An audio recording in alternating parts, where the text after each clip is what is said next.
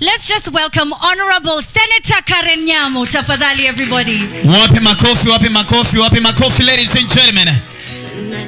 Your Excellency, the Deputy President of Kenya, and all leaders present, creatives in the house, good evening.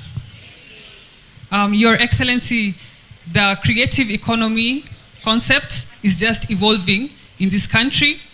We have a creative industry policy 2023. We just have had a creative economy bill 2024. And Your Excellency, when the story of the creative economy in Kenya is written, you will feature prominently. You have sacrificed your time. I know how tired we get in the evening, so it must be worse for you.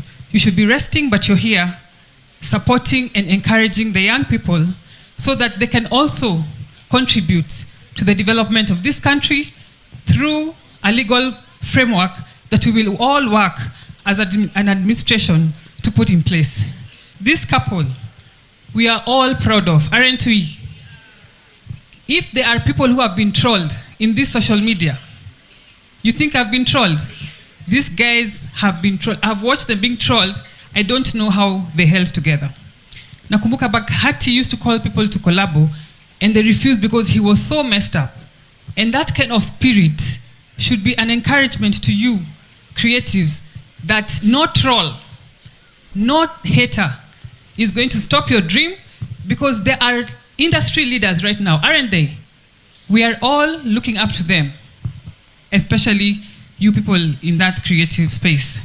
So Your Excellency, we will need you to continue supporting us, even in policy, in implementation of policy, in accelerating of the laws, to have a legal framework for these people so that they can earn a lot of money. It can be done.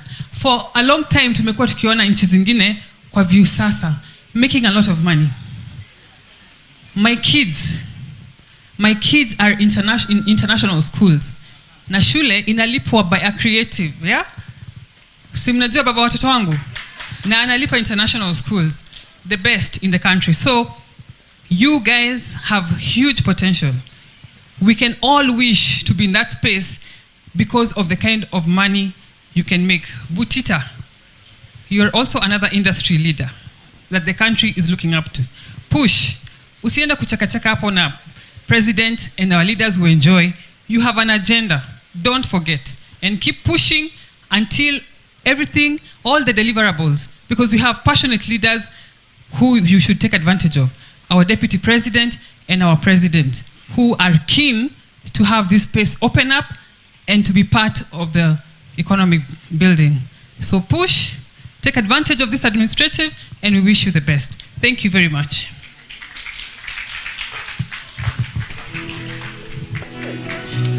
All right, so thank you so much. Let's appreciate Senator Karen Nyamu. Let's give a better round of applause, ladies and gentlemen. Come on.